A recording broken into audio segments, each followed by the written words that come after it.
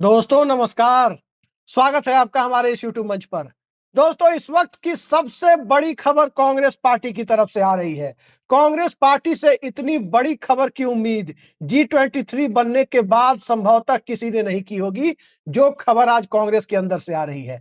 एक जमाने में कांग्रेस पार्टी के मजबूत स्तंभ माने जा रहे हैं, आज भी सोनिया गांधी और राहुल गांधी, मल्लिकार्जुन खड़गे सबके विश्वास पात्रों की सूची में शुमार, और कुछ दिनों के लिए शरद पवार के साथ चले गए तारिक अनवर ने बड़ा सवाल उठा दिया है। और तारिक अनवर ने जो सवाल उठाया है, वो सवाल निश्चित तौर पर कांग्रेस के अंदर किसी नेता के द्वारा उठाया जाएगा, इसकी किसी ने कल्पना भी नहीं की थी। अक्सर ये आरोप लग रहा था कि कांग्रेस भी सेंट्रलाइज्ड पार्टी है, केंद्रीकृत निर्णय लेने के लिए जानी जाती है, और कांग्रेस के अंदर से आला कमान से सीधे कोई सवाल नहीं पूछ सकता। लेकिन तारिक अनवर ने सवाल भी जरूरत बताने के अंदाज में सीधे सीधे पूछ दिया है, और उस सवाल को आप हमारी ये स्क्रीन पर भी देख सकते हैं कि तारिक अनवर ने क्या पूछा है। तारिक अनवर ने कुछ देर पहले एक ट्वीट किया है। तारिक अनवर CWC के मेंबर हैं, कांग्रेस वर्किंग कमेटी के, और उन्होंने सीधे सीधे पूछा है, कांग्रेस से कहा है कि कांग्रेस को अपनी राजनीतिक रणनीति को स्पष्ट करने की जरूरत है। आप देख सकते हैं हमारी स्क्रीन पर, कांग्रेस को अपनी राजनीतिक रणनीति को स्पष्ट करने की जरूरत है। उन्हें तय करना है कि ये गठबंधन की राजनीति करेंगे या अकेले लड़ेंगे। साथ ही पार्टी के संगठन में मूलभूत परिवर्तन करना भी जरूरी हो गया है। अब ये मूलभूत परिवर्तन क्या संगठन महासचिव के पद पर करने की जरूरत है? यह मूलभूत परिवर्तन क्या प्रदेश में प्रदेश अध्यक्षों के रूप में चुनाव में नेतृत्व, जिन राज्यों में चुनाव है वहां करने की जरूरत है? क्या बात है जो दिल्ली चुनाव तक तारिक अनवर चुप थे और तारिक अनवर ने अब बोल दिया है? याद रखिए, तारिक अनवर वो नेता है जिस दौर में अटल बिहारी वाजपेयी की सरकार एक वोट से गिरी थी, और उस पूरे मामले में कांग्रेस पार्टी एक चैंपियन की तरह उभर के आई थी। लेकिन ठीक उसी वक्त PS संगमा और शरद पवार के साथ मिलकर सोनिया गांधी के विदेशी मूल का सवाल भी तारिक अनवर ने उठा दिया था। वो कांग्रेस से निकाले गए थे, और तकरीबन 19 साल के बाद 2018 में उनकी कांग्रेस में वापसी हुई। तब तक वो कांग्रेस के सहयोगी यानी शरद पवार की पार्टी एनसीपी में थे। लेकिन हाँ, तारिक अनवर के बारे में यह जरूर कहा जाता है कि तारिक अनवर पर्दे के पीछे किसी की आलोचना नहीं करते। तारिक अनवर संगठन में कोई बात किसी को अच्छी लगे या बुरी लगे, पार्टी के हित में हो तो इस तरह की बात मानी जाती है कि वो सीधे सीधे बोल देते हैं। बिहार प्रदेश कांग्रेस अध्यक्ष अखिलेश प्रसाद सिंह है, उनसे भी उनके खफा रहने की खबरें हैं, और बिहार को लेकर के राहुल गांधी भी क्या ये मान रहे हैं कि बदलाव का वक्त आ गया है? संगठन महासचिव, केरल में चुनाव है, कहा जा रहा है कि वहां वो मुख्यमंत्री पद का चेहरा भी हो सकते हैं, केसी वेणुगोपाल। तो क्या उनकी जगह भी रिप्लेसमेंट की तैयारी है? और क्या तारिक अनवर के मुंह से कांग्रेस पार्टी के आला कमान ने ये बात बुलवाने की कोशिश की है? अपनी बात उनकी जुबान से निकालने की कोशिश की गई है कि कोई तो आवाज उठाए ताकि आमूलचूल परिवर्तन की तरफ बढ़ा जाए। तो आज के उनके ट्वीट के बाद सोशल मीडिया पोस्ट, हालांकि अब एक्स कहते हैं ट्विटर को, उनके एक्स पोस्ट के बाद हलचलों का बाजार गर्म हो गया है। तो हलचलों का बाजार किस रूप में गर्म है, इसी मुद्दे पर चर्चा के लिए हम सीधे चलते हैं। हमारे साथ आप स्क्रीन पर देख रहे हैं, मौजूद है ऋषि जी। ऋषि मिश्रा जी कांग्रेस पार्टी की सियासत को समझते हैं, और ऋषि मिश्रा जी को कौन भूल सकता है, जब राजस्थान में अशोक गहलोत की क्राइसिस सामने थी तो सबसे सटीक विश्लेषण तमाम चैनलों पर बैठकर ऋषि मिश्रा जी ने टेलीविजन से लेकर सोशल मीडिया तक किया था, और अंततः वही हुआ था।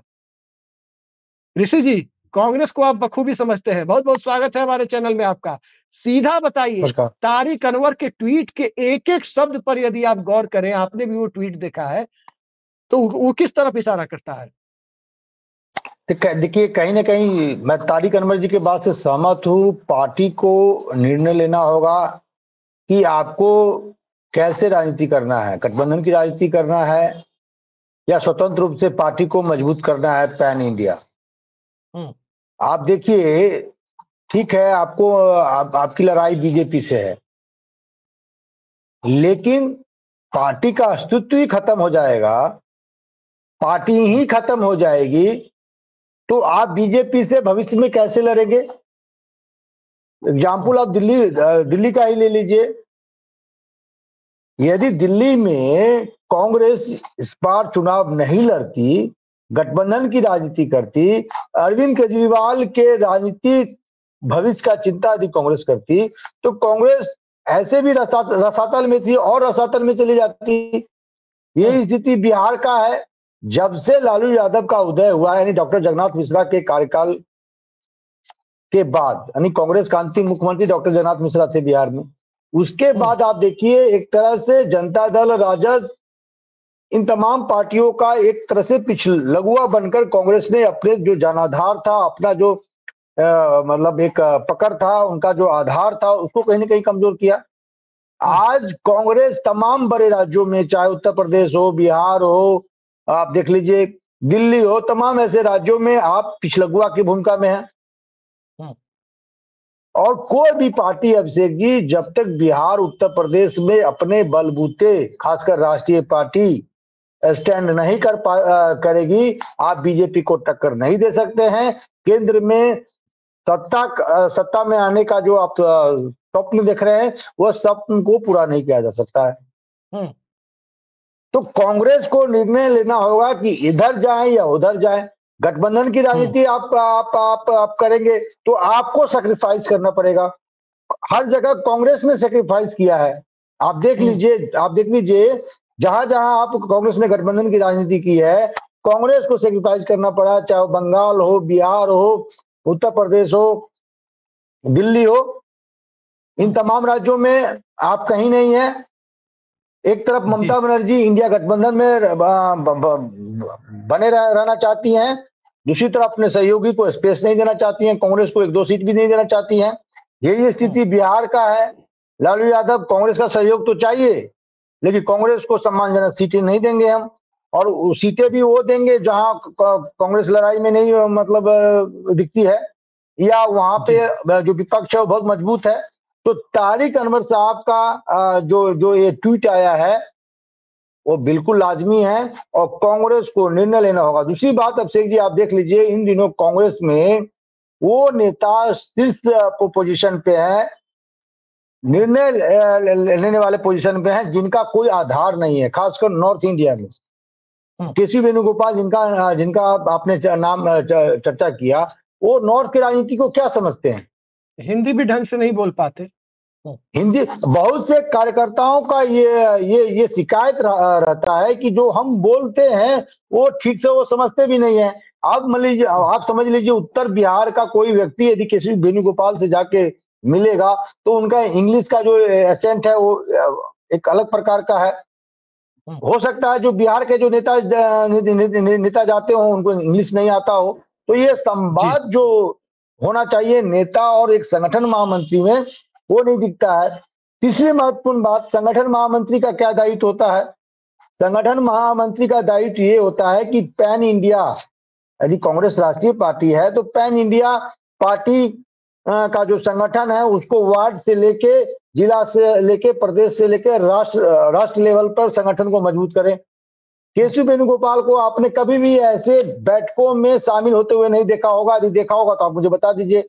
ये प्रियंका गांधी जहां जाती हैं उस गाड़ी में बैठ जाएंगे, राहुल गांधी जहां जाते हैं उस गाड़ी में बैठ जाएंगे, सोनिया जी कहीं जाएंगी उसके पीछे पीछे हो जाएंगे।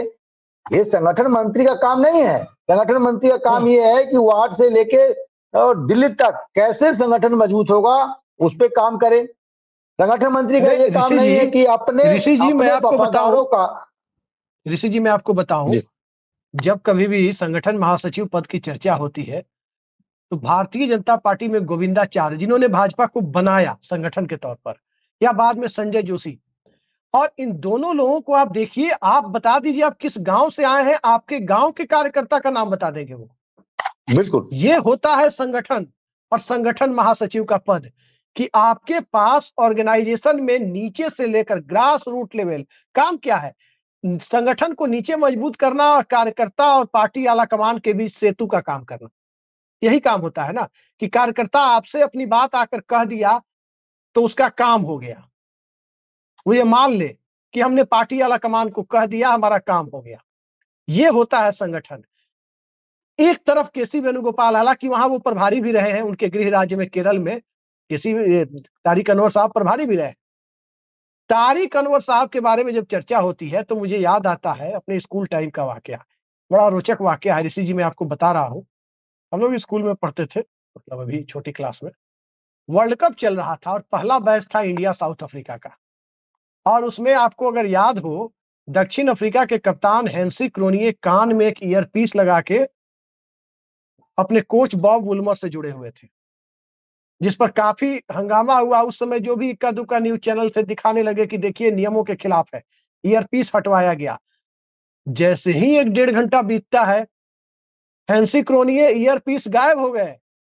इंडिया बनाम साउथ अफ्रीका का मैच था, वो गायब हो गए। तारिक अनवर आ गए फ्रंट पर और अगले हफ्ता 10 दिन तक तारिक अनवर छाए रहे पीए संगमा और शरद पवार के साथ, क्योंकि 5 पन्ने की एक चिट्ठी लिखी गई थी कि उसमें सोनिया गांधी की भूरी भूरी प्रशंसा 4.25 पन्नों में की गई। और उसमें आखिरी एक पैराग्राफ में विदेशी मूल का सवाल उठा दिया गया था कि इससे कहीं ना कहीं पार्टी के विरोध में देश में माहौल बन रहा है। और वही अंतिम पैराग्राफ भारी पड़ गया और इन तीनों को पार्टी से निष्कासित किया गया। संगमा, तारिक, शरद पवार। याद है ना? 26 साल पहले का वाकया है। 26 साल बाद तारिक तब ट्विटर नहीं था, नहीं तो चिट्ठी लिखने की जरूरत शायद नहीं पड़ती, ट्विटर पे ही काम हो जाता। आज ट्विटर है, तो आज उन्होंने हमारी स्क्रीन पर आपने देखा होगा, एक एक शब्द पर ध्यान दीजिए। अपनी राजनीतिक रणनीति को स्पष्ट करने की जरूरत है कांग्रेस को। उन्हें तय करना होगा, ये नहीं कह रहे हमें तय करना होगा। वो कांग्रेसी हैं, आप देखिए तारिक अनवर कांग्रेसी है, लेकिन लिख रहे हैं उन्हें तय करना होगा कि वे गठबंधन की राजनीति करेंगे या अकेले चलेंगे। और तीसरी और आखिरी लाइन, साथ ही पार्टी के संगठन में मूलभूत परिवर्तन करना भी जरूरी हो गया है। तो संगठन में मूलभूत परिवर्तन तो सभी जानते हैं, राज्यों का नेतृत्व प्लस दिल्ली में संगठन महासचिव की जिम्मेदारी, इन सब पर बदलाव। मोटे तौर पर जो हमें समझ में आ रहा है, गृह राज्य उनका बिहार है, उनका टिकट किसी तरह से कुछ लोग काटने में लगे हुए थे, बड़ी मुश्किल से वो अपनी टिकट को बचाए और लेकर के आए। ये भी आपने देखा, सबने देखा। अब आपको क्या लगता है, तारिक अनवर ने क्या राहुल गांधी की और सोनिया गांधी की भाषा बोली है, या तारिक अनवर ने सीधे सीधे उन्हें आईना दिखाया है? इन्हीं दो के बीच में हम अभी फिलहाल जो अब जब तक जानकारी मिल रही है उस पर हमें चलने के लिए विवश होना पड़ रहा है। आपको क्या लगता है? देखिए, एक बात मैं आपको बता दूं, जब जब बिहार लोकसभा चुनाव में जब इनका टिकट काटा जा रहा था, एक तरह से टिकट कट गया था इनका, तो सोनिया गांधी के हस्तक्षेप के बाद इनको टिकट मिला था। आप समझ लीजिए कि कांग्रेस में किस प्रकार का मतलब एक तरह से घालमेल है कि तारिक अनवर जैसे नेता का टिकट यदि कट जाता है। मैं जहां तक मैं राजनीति को समझता हूँ, ये केसी वेणुगोपाल, अखिलेश सिंह से बहुत सीनियर है तारिक अनवर। और तारिक अनवर जो हैं जनाधार वाले नेता हैं, खासकर अपने संसदीय क्षेत्र में लोकसभा चुनाव हारे थे। अपने संसदीय क्षेत्र में उनकी अपनी अच्छी पकड़ है, सिर्फ मुसलमानों में नहीं, गैर मुसलमानों में। एक पहला मुझे लगता है कि मुसलमान नेता है जहां बीजेपी या कोई ऐसी पार्टी पोलराइजेशन बिहार में नहीं कर सकती है। उनका जितना सम्मान मुसलमान वर्ग में है, उतना ही सम्मान गैर मुसलमान वर्ग में। सोनिया गांधी की दरिया दिली देखिए, जिस व्यक्ति ने या जिस व्यक्ति के पत्र के कारण वो प्रधानमंत्री नहीं बन पाई या एक विवाद को जन्म दिया गया, और आज भी सोनिया गांधी को विदेशी मूल के मुद्दे पे घेरा जाता है, राहुल गांधी को घेरा जाता है। उस सोनिया गांधी की दरिया दिली देखिए कि जब इनका टिकट काटा गया, सोनिया गांधी हस्तक्षेप करती हैं कि नहीं, तारिक अनवर को टिकट मिलना चाहिए। दूसरी बात, आपने बिल्कुल सही कहा कि तारिक अनवर केरला के प्रभारी रहे हैं, और चर्चा ये आम है कि जब प्रभारी थे उस समय केसी वेणुगोपाल से इनके अच्छे रिलेशन नहीं। और जहां तक मैं तारिक अनवर साहब को जानता हूं, तारिक अनवर ऐसे नहीं है कि उनके इंडिविजुअल किसी फायदे या नुकसान को लेकर केसी वेणुगोपाल से उनके मतांतर या रिफ्ट रहे हैं, संगठन को ही लेकर रहेंगे। और केसी वेणुगोपाल के बारे में चर्चा ये है कि अपने लोगों को वो अधिक पुश करते हैं, चाहे वो जनाधार वाले हों या नहीं। आपने बिहार में ही देखा कि एक प्रदेश अध्यक्ष को राज्यसभा भी भेजा जाता है, प्रदेश अध्यक्ष भी बने रहते हैं, और किस प्रकार से केरला में अपने चुनाव को छोड़कर उस नेता पुत्र के टिकट के सिंबल को साइन करने के लिए वो चंद घंटों के लिए केरला से दिल्ली आते हैं। ऐसी क्या मजबूरी है जी। पार्टी, देखिए चाहे केशव वेणुगोपाल हो या तारिक अनवर हो या XYZ कोई भी हो, उनके लिए अपने हित से बड़ा पार्टी हित है, उनके इष्ट मित्रों के हित से बड़ा पार्टी हित है। और राहुल गांधी, सोनिया गांधी और मल्लिकार्जुन खड़गे साहब को निर्णय लेना होगा। मल्लिकार्जुन खड़गे के बारे में भी कह दूं, एक दो लोग ऐसे उनके आसपास रहते हैं, मैं नाम नहीं लूंगा, मेरे वो डिबेट के साथी भी रहे हैं, अभी उनकी भूमिका बहुत प्रासंगिक है। लाल लाल क्या पहने रहते हैं, अब इशारा समझ जाइए। क्या जनाधार है इन लोगों का बताइए, क्या जनाधार है इन लोगों का बताइए। आपको संगठन महामंत्री बनाना है, संगठन महामंत्री, अरे संगठन महामंत्री बनाना है ना, तो बनाइए ना, आप अशोक गहलोत को बनाइए। यदि ओल्ड गार्ड को नहीं देना है तो सचिन पायलट को बनाइए। भाई जनाधार है, आप चले जाइए राजस्थान में चले जाइए, ये दो नेताओं का क्या जनाधार है। यदि ये दो नेता का जो मतांतर था अभिषेक जी, यदि अब मतांतर नहीं होता तो आज कांग्रेस सत्तासीन होती राजस्थान में। ऐसे में संगठन महामंत्री की जरूरत है जहां इस प्रकार का रिफ्ट है, गहलोत और पायलट, गहलोत वर्सेस पायलट की लड़ाई है, बघेल वर्सेस जो राजा साहब है, उनका नाम भूल रहा हूँ, टी.एस. सिंहदेव, उनके बीच में ये रिफ्ट है, उसको डाइल्यूट करने वाला संगठन महामंत्री चाहिए, ना कि अपने लोगों को पुश करने के लिए। ये अपने लोगों के पुत्र के टिकट के लिए फ्लाइट पकड़ के दिल्ली आए और साइन करें। आप कांग्रेस के संगठन महामंत्री हैं, किसी एक व्यक्ति के संगठन महामंत्री नहीं है।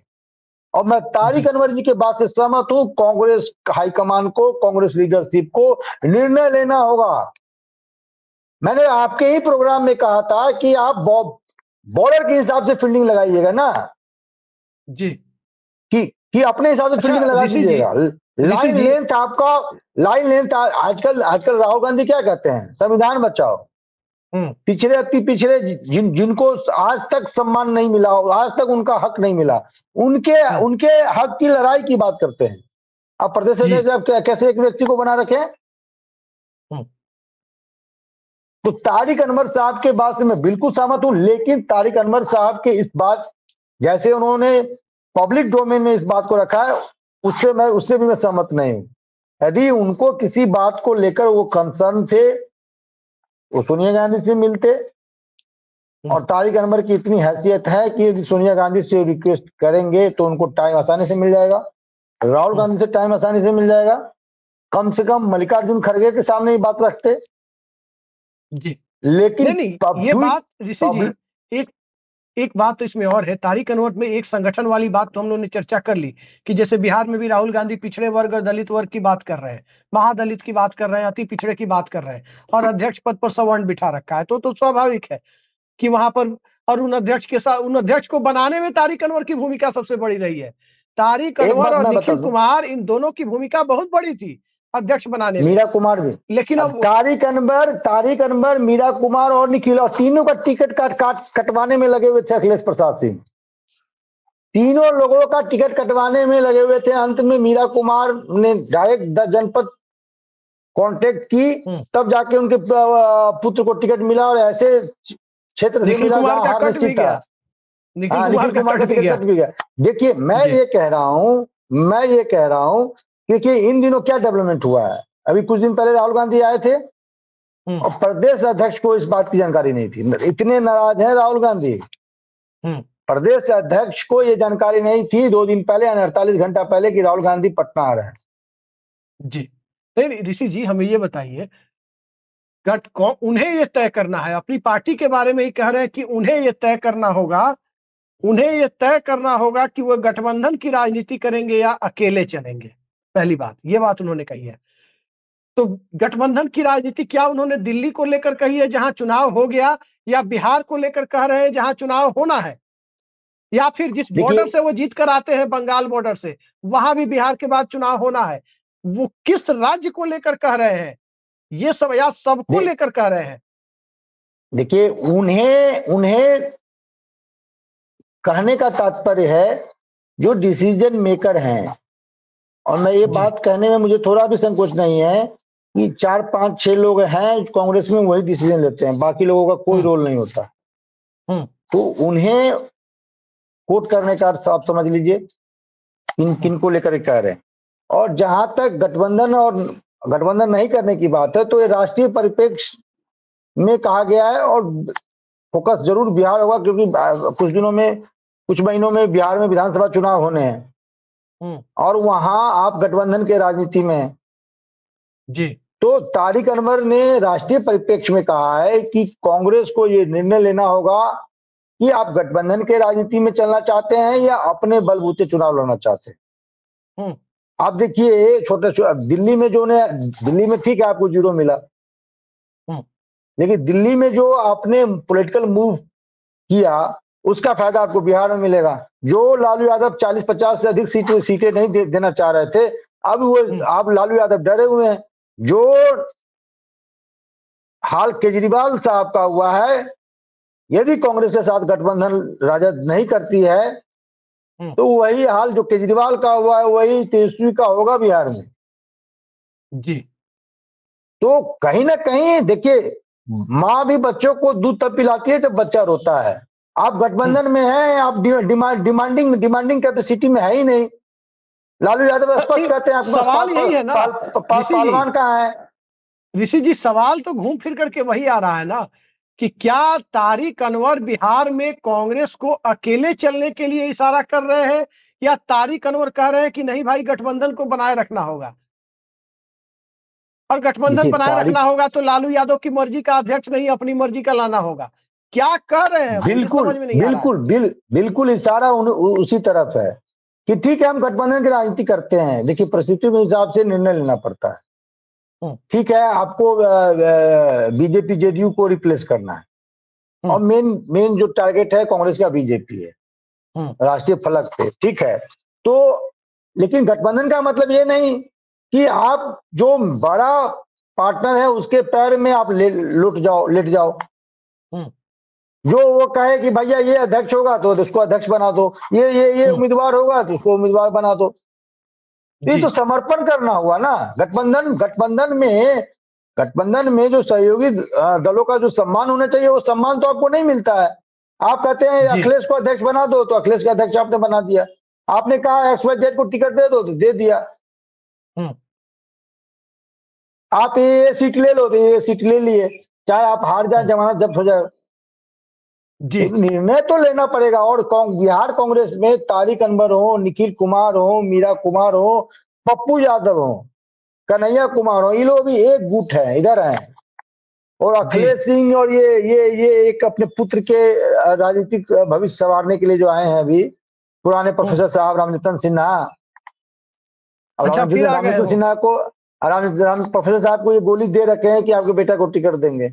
आप चर्चा तो बिहार में कई जो बाहुबली नेता है या विधायक हैं या सांसद हैं उनके पुत्र को एक साहब एक पूर्व प्रोफेसर साहब हैं, उन्होंने वादा कर रखा है एक सीट पे 6 टिकट बांट दिए हैं अभी तक। कोई बेचारा 22 लाख कोई 30 लाख का खर्चा कर चुका है, कोई 50 लाख तक का खर्चा कर चुका है। जी। तो इन चीजों पे मॉनिटरिंग कौन करेगा? हमें पूछ रहे हैं ऋषि जी। फाइनल क्वेश्चन, समय कम है। आपको एक अहमद पटेल की जरूरत है। जी ऋषि जी, फाइनल क्वेश्चन आपसे, समय कम है, हमें सीधा बताइए तारिक अनवर ने क्या ये बातें राहुल गांधी की सहमति से बोली है या उन्होंने राहुल गांधी को वास्तविकता से परिचित कराने के लिए कि बात उन तक पहुंच जाए इसके लिए बोली है? यही मूल सवाल यही है।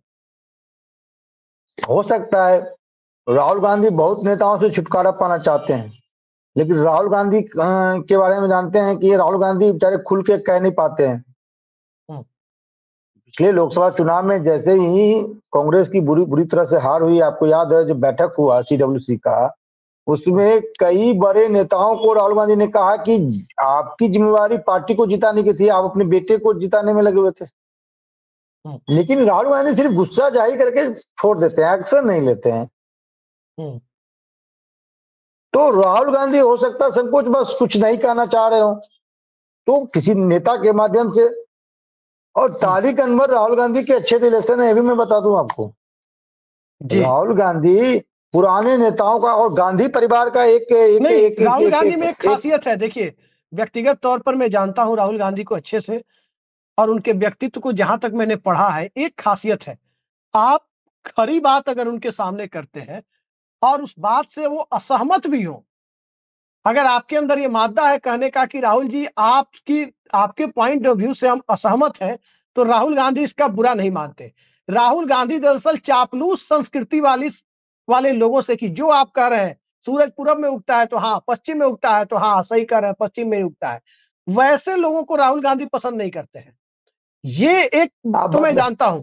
इसीलिए ये सवाल आपसे पूछा कि क्या राहुल गांधी की सहमति से ये बयान है, या राहुल गांधी को वास्तविकता का एहसास कराने के लिए दिया गया बयान है।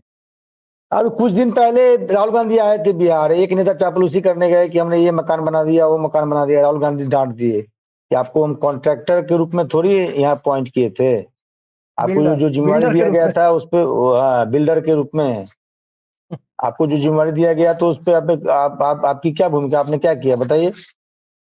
तो राहुल गांधी ठीक है, आपने बिल्कुल सही कहा, चापलूसों से दूर रहना चाहते हैं।